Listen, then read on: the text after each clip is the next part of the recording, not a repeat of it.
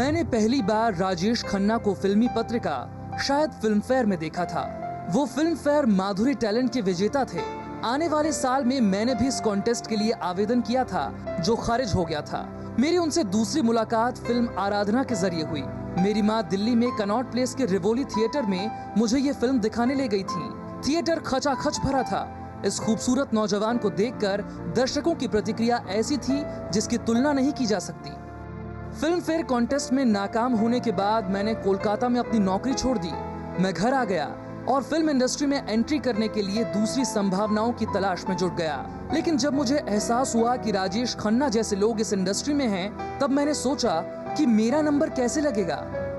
जब मुझे साथ हिंदुस्तानी के लिए बुलाया गया तब मैं मुंबई आ गया। मुझे रोल मिला और शूटिंग में लग गया। शूटिंग के दौरान साथ हिंदुस्तानी में ही काम करने वाले अनवर अली से मेरी दोस्ती हुई।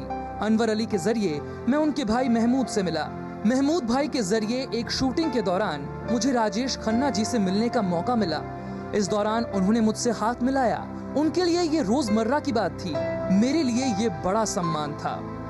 जल्द ही फिल्म आनंद में उनके साथ रोल मिला। ये एक चमत्कार जैसा था।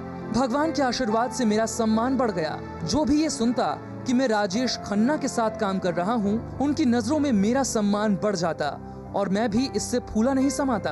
जब शूटिंग रुकती और मैं दिल्ली आता, जितने लोगों से मिलता, फिल्म के डायलॉग, सीन और संगीत के बारे में सबको बताता। उस जमाने में सीडी नहीं होती थी, टेप होते थे और ऋषिदा से टेप लेना बड़ी टेढ़ी खीर थी। बड़ी मुश्किल से कहीं दूर जब दिन ढल जाए का टेप पा सका और उसे न जाने कितनी बार अपने पुराने टेप रिकॉर्डर पर चलाया।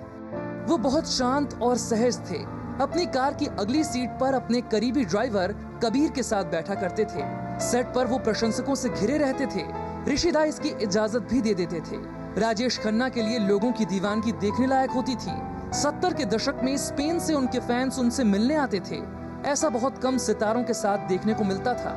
अपने ट्रेडमार्क कुर्ता पैजामा में राजेश खन्ना ऐसे लगते थे जैसे पड़ोस का कोई लड़का हो, जिसे लड़कियां अपनी माँ से मिलाने अपने घर ले जाना चाहती हों।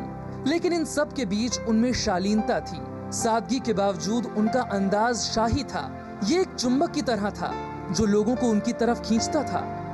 मैं राजेश खन्ना की शख्सियत के बारे में जो कहना चाहता हूँ उसे शब्दों में बयां नहीं कर पा रहा हूँ। जब हम साथ काम कर रहे थे तब मैं सिर्फ एक बार उनके घर आशीर्वाद गया, उनको जन्मदिन की बधाई देने। लेकिन जब मैं वहाँ पहुँचा तो मुझे पता चला कि मैं एक दिन पहले ही आ गया हूँ। उनका बड़प्पन था कि वो मेरी स्थिति समझ गए और मुझे रुकने के लिए कहा। कुछ देर बाद वो मुझे शक्ति सामंत के साथ डिनर करने के लिए ले गए। शक्ति सामंत ने राजेश खन्ना के साथ आराधना जैसी कई हिट फिल्में बनाई थीं। अगले ही दिन राजेश खन्ना ने फिर अपने जन्मदिन पर मेरा स्वागत किया। कई साल बाद उन्होंने मुझे अपने ऑफिस में ये जानने के लिए बुलाया कि क्या मैं उनके प्रोडक्शन में बनने वाली फिल्म में काम कर पाऊंगा, लेकिन बात नहीं बन पाई। मेरी उनसे आखिरी मुलाकात आईफा अवार्ड्स के दौरान हुई, जब आईफा ने उन्हें लाइफ टाइम अचीवमेंट अवार्ड से सम्मानित किया और मुझे उनको अवार्ड देने को कहा। इस मौके पर उन्होंने मेरे लिए जो कहा वो आज भी मेरे कानों में गूंजता है।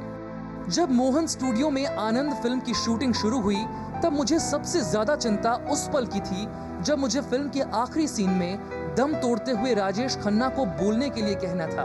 एक्टिंग का कम अनुभव होने की वजह से जब मैं इस सीन को करने का तरीका नहीं खोज पाया तब मैंने महमूद भाई की मदद ली, जिनके घर में मैं रुका हुआ था। मुझे अभी तक याद है कि उन्होंने क्या कहा था। महमूद भाई ने कहा था, अमिताभ, तुम बस ये सोचो कि राजेश खन्ना की मौत हो गई है और तुम सीन ठीक से कर पाओगे। ये एक्टिंग का कोई पाठ नहीं था, ये इस बात का सबूत था कि देश में राजेश खन्ना की मौजूदगी की क्या अहमियत थी। आखिरी सांस तक राजेश खन्ना को लोग इसी सम्मान से देखते थे। वक्त बदला, लोग बदले, हालात बदले, लेकिन राजेश खन्ना नहीं बदले। उनके अंतिम दर्शन के लिए जब मैं उनके घर पर बैठा था तब उनके करीबी ने मुझसे आकर कहा कि कमजोर आवाज में उनके आखिरी शब्द थे, टाइम हो गया, पैकअप।